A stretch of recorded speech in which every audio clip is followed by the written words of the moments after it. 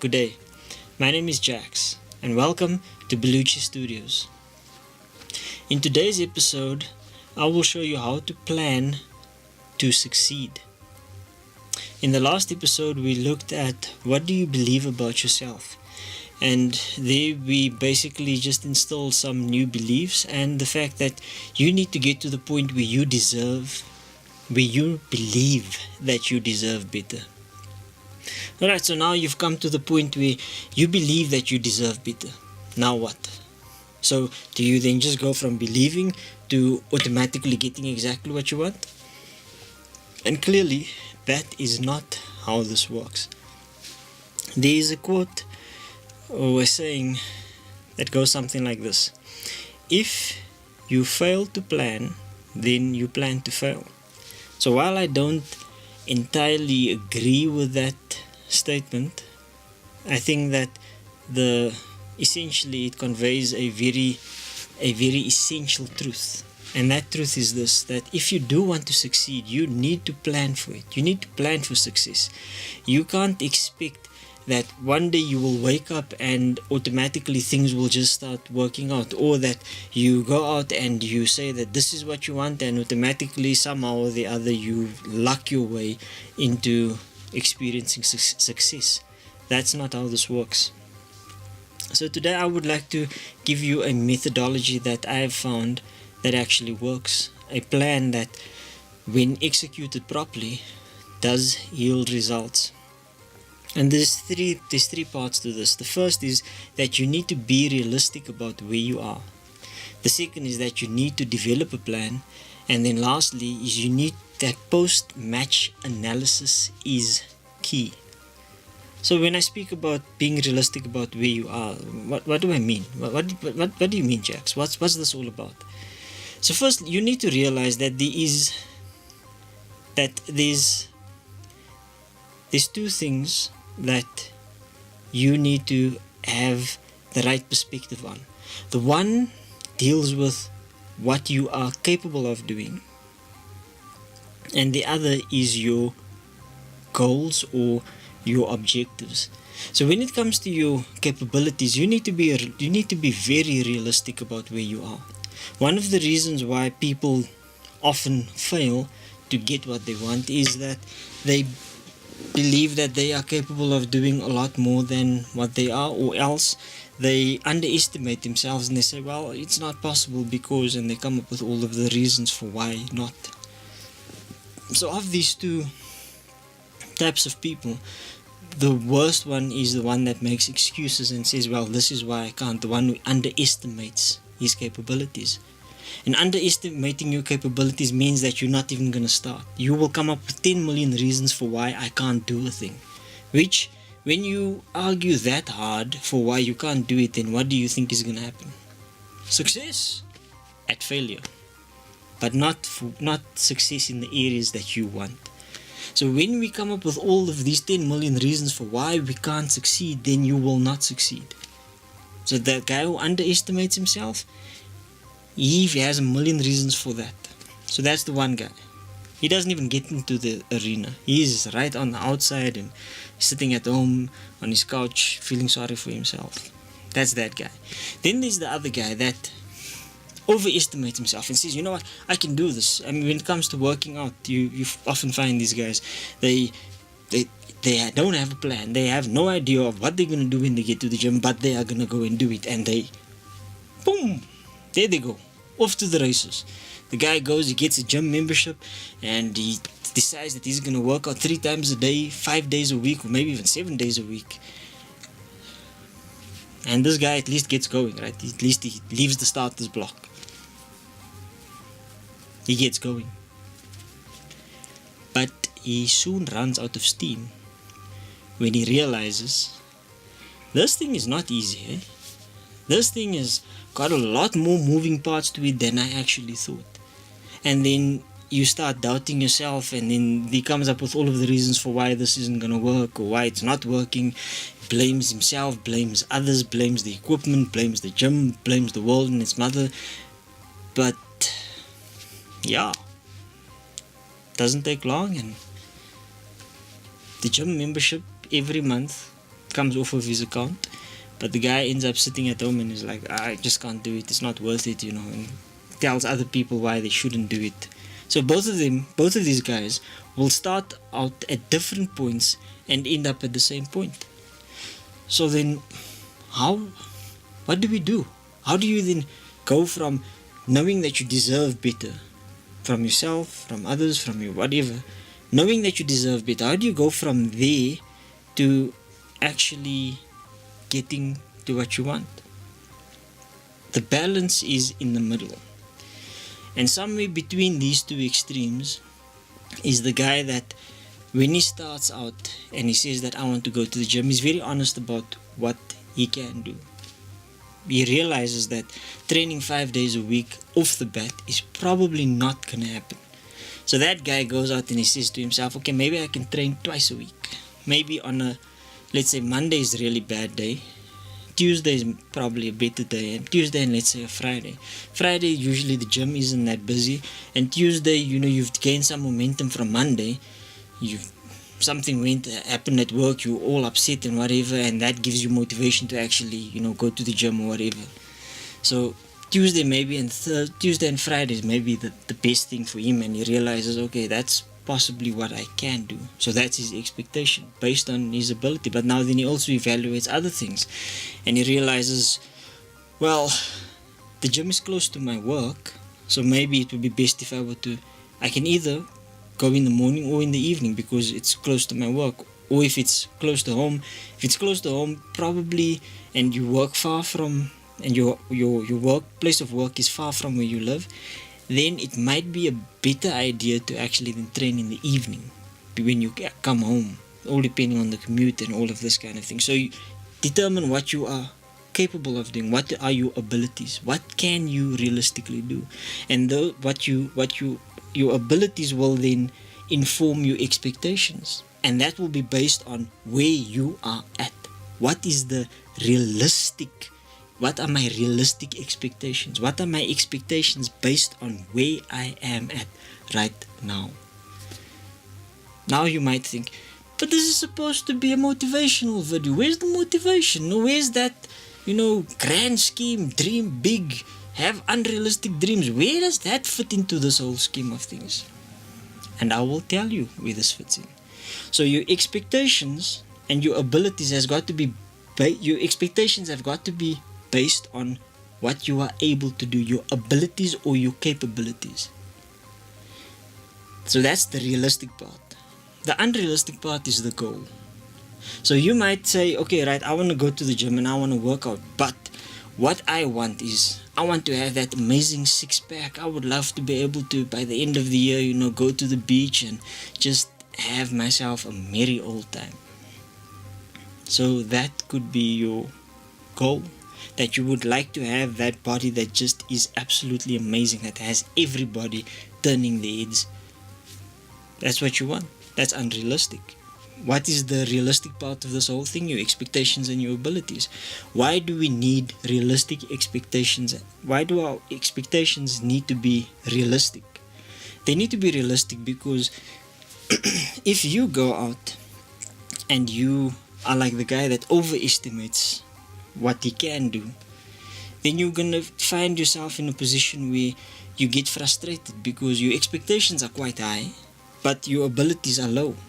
So then between your abilities and your expectations is this area where I call dissatisfaction, where you experience just the most horrific time. However, if your expectations are in line with your abilities, then what will happen is you are going to say to yourself that I would like to go to the gym twice a week. So that's going to be your small goal, to go to the gym twice a week, 4 times a month, or 4 weeks a month, or twice a month, for 4 weeks. That's what you're going to do. That's your expectation based on where you are right now. And what that will do is you should be able to accomplish that. because it's a fairly small goal. It's fairly easy to do. Either you work out in the morning or you work out in the evening.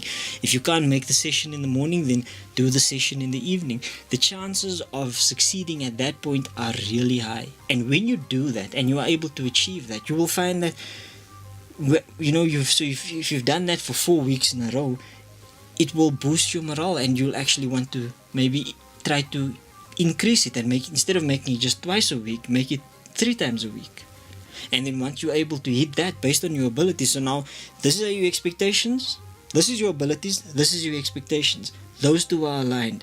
As you start doing better, you can then raise your expectations. And as your expectations raise, you raise your abilities.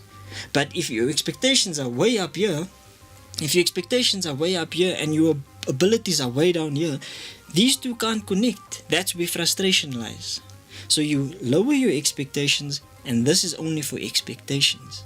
There's a difference between expectations and goals.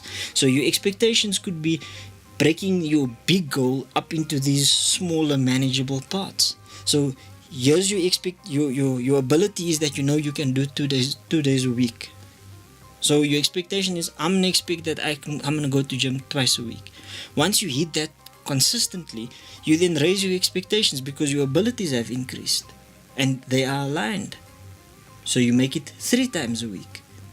Go to the gym 3 times a week for 4 weeks, 4 consecutive weeks. Now you hit that mark and you realize, maybe I can increase my expectations. Where's my goal? That goal is still way out there, but your expectations and your ability will now allow you to move closer and closer and closer to that end goal. And that's where the realistic part comes in with regards to your expectations and your abilities. What is unrealistic is that goal. Make that goal big. Not so big that it scares you to the point where you don't know what to do, but make it big enough so that it really does challenge you, so that you actually are stretching yourself. And that's what you need to do. That's the part that needs to be unrealistic. You also need to realize that this growth isn't going to happen in your comfort zone. This is my comfort zone. Out there is where my goal is. So I need to take my comfort zone and I need to make my comfort zone bigger. And the bigger my comfort zone gets, the closer I get towards my final goal. And that yields that has a much better chance of succeeding than saying that that's my expectations, that's my goal, this is my ability. Yeah, there's lots of frustration. There's the chance of the room for frustration is really huge, and the room for error is even greater than that. So if you go from here and you gradually increase, so you know that's my end goal, these are my short-term goals, my medium-term goals, and you make your comfort zone bigger, eventually your comfort zone will be quite big and you will reach your goal. So that is important. You need to do that, because if your comfort zone is here and my goals are here, there's no growth. If my comfort zone is this big and my goals are that big, my expectations and my abilities are that big, then what's gonna happen? Absolutely nothing. As a matter of fact, my experience has shown me that people who do this, you know what happens to their comfort zone?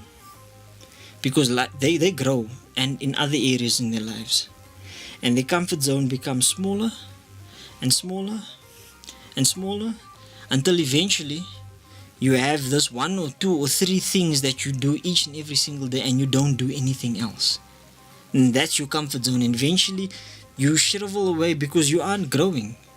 In life you will do one of 2 things. You will either go that way or you'll go this way. But there's no staying the same size, because things around you will change, your environment will change, people around you will change, the economy will change, everything will change. And as there's growth and change in those areas, you are going to realize that things aren't getting better for you. As a matter of fact, things will get worse. So it's either you do that, make that your goal, and your comfort zone is there, and stretch it, or else you're going to shrink and get crushed by life. So Now you've very realistic about your abilities, keeping your expectations in line with those abilities. You have your goal that's way out there. You want to expand your comfort zone. You realize that growth does not happen in your comfort zone, but you need to actually stretch your comfort zone. So you go through all of that. Excellent. Now the question you might ask me is, how? How now? So I have all of this amazing things that I've said, but how do I go from here to there? Sure, Jax, what you've said is amazing, but how do I go from here to there? I don't know. There's a lack of knowledge for getting me from here to there. And here's the answer to that question. Get a mentor. The best form of this is a person that you can talk to and interact with regularly. That will yield the best results, because as things are happening, and because life is fluid, life is dynamic, as those things come up, you can bounce things off of that person, and there's that back and forth where that person validates or else invalidates what you are saying. However, we aren't all that fortunate to have someone that we can go to who knows much about what we are doing, knows a lot about what we are doing or what we are interested in, that we can talk to. Sometimes you need a subject matter expert. Other times you just need someone that you can bounce ideas off of, which is great. But what if you don't have any of that? And to those who are in that situation, and that situation is more common than you would think, to those of us who are in that situation, you don't fret, don't worry about it, because what you can do is you can go to the internet. There are numerous people talking about numerous subjects. It's endless what's out there, and you should just go and find it.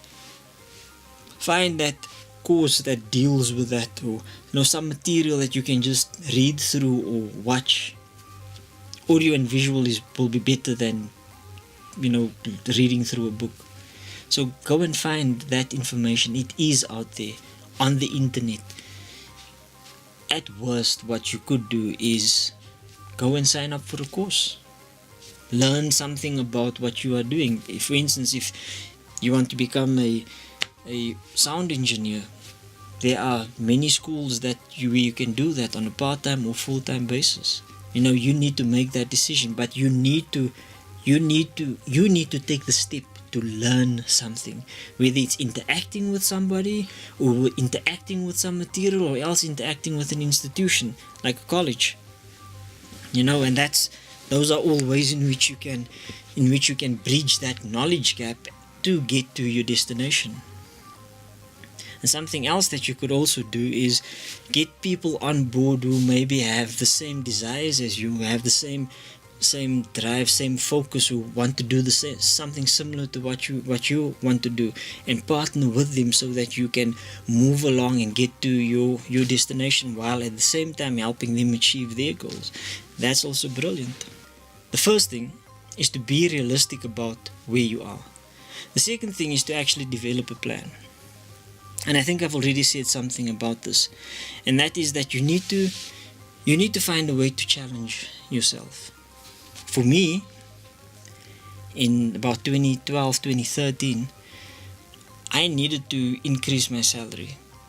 I thought at this stage I need to at least double it or increase it by 50%. 50% and up is what I needed in order to live a more comfortable life than what I was, in order to get more of the things that I wanted to. And that's what I needed. And if I remember correctly, whenever I told people that this is what I wanted, the reaction was not very favorable.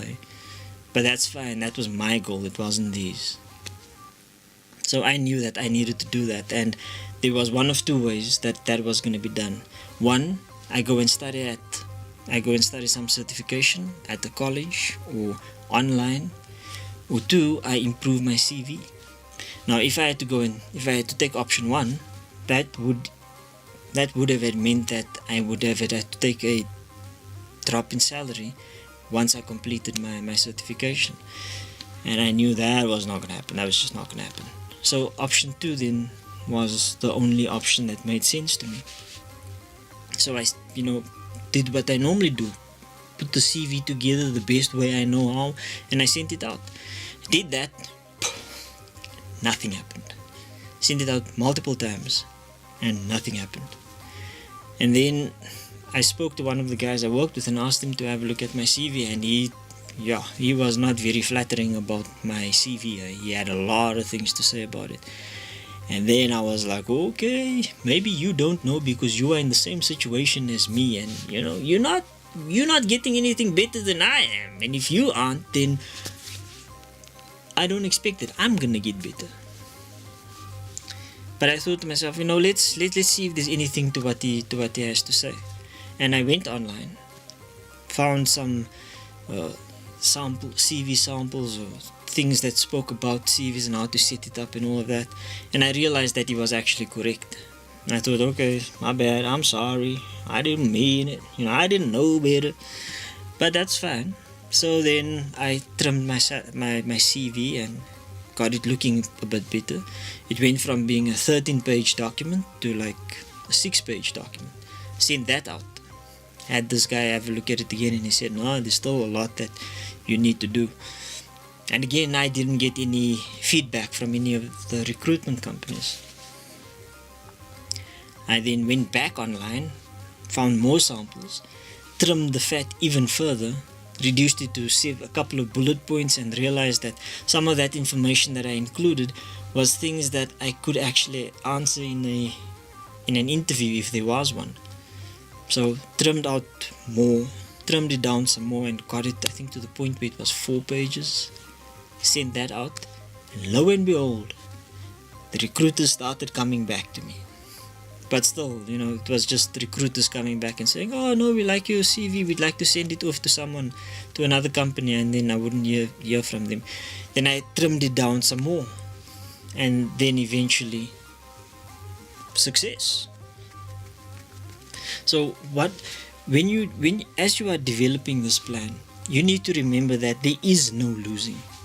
You won't lose. There is win, get what you want, or you will learn. But saying that you are failing at what you are doing, that's not an option. You should drop that word from your vocabulary, because you cannot fail. You will either win, get what you want, or you will learn. And that's the approach that I've taken for the past 5 years, and it's worked exceptionally well for me.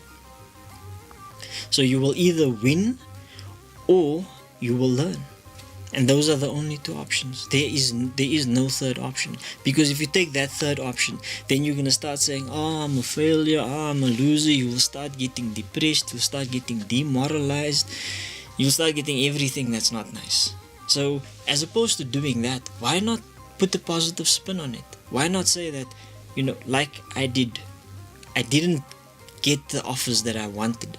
I didn't get companies coming back to me initially. I didn't even get recruiters coming back to me initially. And then I changed my approach. Improved the approach, got a better response. Then improved the approach some more and got the ultimate response that I wanted. So you need to do that. The other thing that you need to do is you need to stick to the plan. Sometimes, I don't know how we get to the point where we think like this, but you go and you do something, you fail, right? I'm going to use that word. You fail, you don't achieve your goal. And then what do? You stop that plan and you start a new plan. And then you go and you do some stuff and that doesn't work out. And then you start a new plan. And you go from plan to plan to plan, and eventually after 3-4 years all you have are these plans that never went anywhere. So you bagged yourself a whole lot of experience without any results. So you need to choose one thing that you think you actually can achieve, that one dream that it does scare you but you believe it is possible, and then you need to develop a plan. Stick to the plan, change the plan wherever there's some things that will work, some things that don't work. If you can see something clearly isn't working, then get rid of it. But stick to the plan. Say, this is the plan that I have. follow it through to conclusion. Try until you feel that you've done all that you can. When you have done all that you can, usually that should result in success. If it doesn't result in success, then it means there's something that you have done wrong, that you need, something that you need to learn, that you need to improve in order to get what you want. Alright, so now you've got your plan. What now? And I think I've also been saying this all along. Post-match analysis is key. So once you've tried something, when you go out and you do something, do you achieve the desired result, the desired outcome? Did you get that? If you didn't get that, it's not a problem. What do you do with it? You say, right, firstly, I didn't get what I want. Right, why didn't I get what I want? These are the reasons. Write it down. There was a time that I wasn't that write it down kind of guy, and I thought to myself, no, I'll remember, man, I'm smart like that. It doesn't work, eh? Because 3-4 days later, when you need to review the reason why that thing didn't work out, you've forgotten. So now you can't come up with a plan to work around that issue or to solve that issue. So write it down. If you did get what you want, excellent. Why did you succeed? Know what that is, know what that reason is, and try to improve it so that next time you can maybe even get a better result. Win or lose, you win. So you need to do that, write it down. The other thing that you need to realize is that if you didn't get what you wanted the first time round, then you need to improve your plan. You need to make a better plan.